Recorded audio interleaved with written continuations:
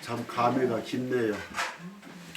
여러분들하고 이렇게 해발 2000m 가까운 네팔 히말라야 에베레스트 산 밑에 안나푸르나 산자락에 와서 이렇게 산상강이랄까 공부를 같이 할 수 있는 이런 시간이 마련됐다는 건 어쩌면은 일생에 한 번 있을까 말까 할 정도의 귀한 시간입니다. 이처럼 그 귀한 시간에 정말 의미 있고 뜻있게 이렇게 할 수 있다고 하면은 오늘 우리의 바람이 안나푸르나의 설경을 보는 거였는데 아쉬운 마음이 있어요. 그러나 우리는 눈으로 보는 안나푸르나보다도 여러분들 마음으로 안나푸르나를 보시면은 이번 걸음이 결코 헛되지 않다고 하는 그런 걸 가질 수 있을 겁니다. 오늘 제가 여러분한테 해드리고 싶은 이야기는 네팔의 차문화입니다. 네팔의 차문화인데 그 네팔의 차문화를 세 개 단원으로 나눠 가지고 설명을 해드리려고 그래요. 첫째는 지정학적으로 본 네팔. 지정학적으로 본 네팔은 어떤 나라인가. 그 다음에 두 번째는 네팔의 차나무. 네팔의 차나무 유래. 그리고 세 번째는 네팔의 차문화 전반사입니다. 이렇게 크게 세 개 단원으로 나눠 가지고 말씀을 드리려고 그래요. 그럼 먼저 네팔이라고 하는, 지정학적으로 볼 때 네팔이라고 하는 나라는 어떤 나라인가? 네팔의 역사라든가 정치라든가 하는 것은 우리가 다른 자료를 통해서도 알 수가 있지만 오늘 이 시간에 내가 하는 네팔에 대한 이야기는 전혀 어디에도 기록이 되지 않은 이야기일 거예요. 항상 제가 강의할 적에 여러분들에게 첫 번째 조건으로 이런 얘기를 했습니다. 전체를 봐라.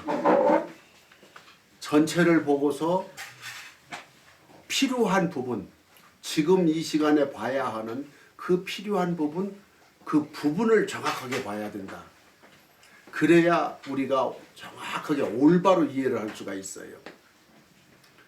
그러면은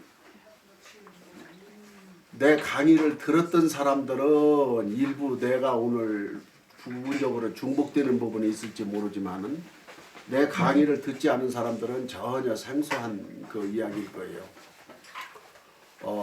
지금 이 시대에 우리 인류에게 큰 과제고 관심거리 하나는 이 우주가 어떻게 생겼느냐는 거입니다.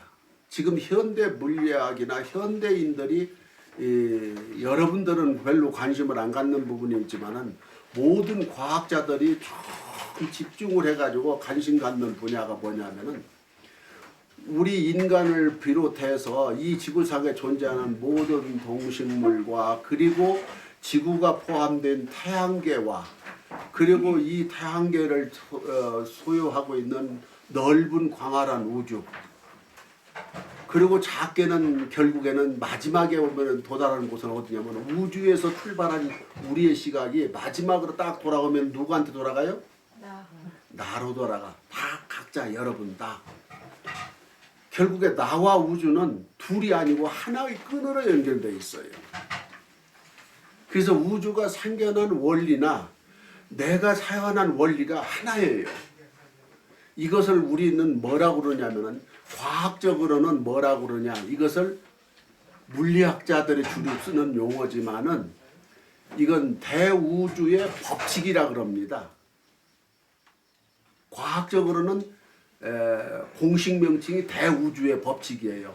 이 대우주의 법칙은 불변입니다. 진리죠. 그런데 철학적으로는 뭐라고 그러냐. 종교적으로나 철학적으로 표현하는 조금 다르지만 철학적으로는 이걸 뭐라고 그러냐면은 진리라고 하고 도라고 하고 우주의 섭리라고 그러고 해요. 이 모든 표현들이 결국에는 하나예요. 과학적으로 말하는 대우주의 법칙입니다. 이 우주의 법칙이 그 법칙에 의해서 모든 것이 생겨났어요.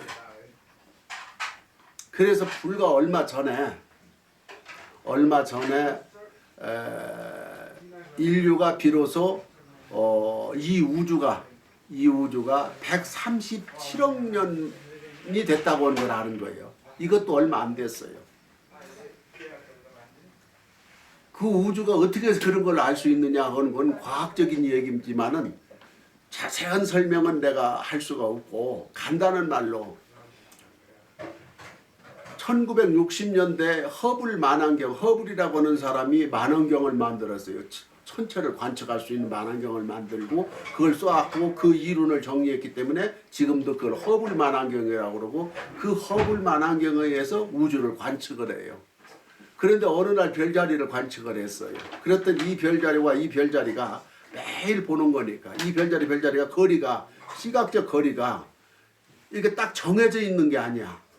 만약에 이 거리가 딱 정해져 있다 그러면은 우주는 본래 있는 것 이렇게 설명이 가능해요. 왜 그러냐면 모든 게 본래 있었다고는 설명이 안 돼요. 지금 철학적으로 우리는 해결을 할 수가 없기 때문에 철학적으로 본래 있는 것이라고 그래요. 진리를 본래 있는 것이라고 설명을 해요. 그런데 언젠가는 진리를 과학적으로 밝혀낼 거예요. 설명을 할 수 있게 될 거예요. 그 별자리가 둘이 딱 같은 게 아니라 차차 멀어진다는 사실을 1년, 2년, 3년 계속 관찰하니까 멀어진다는 사실을 알았어요. 그 별자리가 둘이 멀어진다는 얘기는 뭐냐면 팽창한다는 얘기야. 팽창한다는 얘기는 반대로 축소된다는 얘기예요. 과거에는 아주 가까웠다는 얘기입니다. 아주 과학적인 논리예요. 그리고 여러분도 쉽게 알 수 있는 논리예요. 간단한 거죠. 그래서 차차차차 축소를 시켜보니까 지금은 확대가 계속 돼요. 그러면 우주는 계속 영원히 확대가 돼요. 그러면 우주는 그러면 뭐냐면 끊임없이 새로운 우주가 생긴다 그래요. 요즘에는 많이 발견해서 새로운 별이 탄생별이 생긴다는 걸 많이 과학자로 밝히잖아요. 끊임없이 우주가 생겨나니까 우주는 얼마나 큰지 짐작할 수가 없어요. 끊임없이 팽창을 하니까. 그런데 반대로 축소를 시킨 거예요. 왜? 출발이 언제냐고 하는 걸 알려면 축소를 시켜야죠. 거꾸로 오는 거예요. 거꾸로 역으로.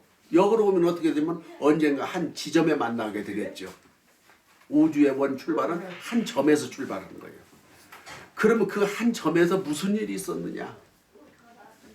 그 한 점은 물질이냐 아니냐? 이것까지 이제는 밝혀졌어요. 그건 물질이 아니었다. 소립자였다. 그런데 어느 날 그 소립자가 중성자의 탈출로 말미암아 폭발을 일으킨데 눈에도 보이지 않을 때도 작았어요. 우주는. 우리들의 세포보다도 다 작습니다. 굉장히 작은 하나의 점과 같은 거, 눈에 보이지 않는 것이 어느 날 폭발을 일으키면서 거기서 연쇄 폭발을 해가지고 확장이 되기 시작한 거예요. 그것이 오늘날 너무 많은 세월 동안 커지다 보니까 지금 우리는 상상할 수 없는 우주, 볼 수도 갈 수도 느낄 수도 없는 우주로 커진 거예요. 그 작은 폭발을 우리는 뭐라고 그러냐? 그걸 빅뱅이라고 그래요.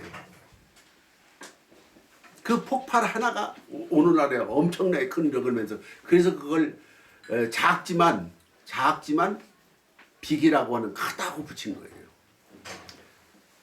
여기에서 빅뱅의 그 순간에 그러면 우주가 왜 생겼냐? 이 우주는 뭐예요? 우주는 물질입니다. 한마디로 별이든 달이든 뭐든 다 물질이에요. 근데 별과 별 사이에는 공간이 있어요. 그 공간은 뭐냐? 공간은 뭘로 채워졌냐? 공기냐, 산소냐, 질소냐, 뭐냐? 그걸 암흑물질이라 그럽니다. 이 암흑물질은 현재 어떻게 만들어진 건지 밝혀지질 않았어요. 아직도 그건 많은 연구를 해야만 밝혀질 수 있는 거예요. 그리고 그 암흑물질 속에 암흑물질만요? 아니, 다른 물질도 있어요. 암흑물질에 대해서는 불과 5%도 밝혀지지 않았어요. 다만 우주에 우리 지구와 또 다른 태양계와 태양계 사이에는 그런 암흑물질로. 그런데 암흑물질을 우리가 보면 뻔히 보이지 않느냐? 이건 빛 때문에 보는 거예요. 다시 말하면 여러분들은 물질은 빛의 반사에 의해서 보이기 때문에 빛이 사라지면 물질을 못 봐요. 그러니까 여러분 밤에 불이 없으면은 여러분들 누군지 모르잖아요. 안 보이잖아요. 그와 같은 거예요. 모든 물질은 빛에 의해서 반사에 의해서 본다는 거예요. 그런데 여기서 재밌는 거 뭐냐? 나를 가리키는 물질. 이 물질은 바로 폭발 순간에 생겨났어요. 빅뱅의 순간에. 이제 공식적으로 불과 지난달 한 달 전에 밝혀진 겁니다. 그 많은 세월 가운데 우주 물질인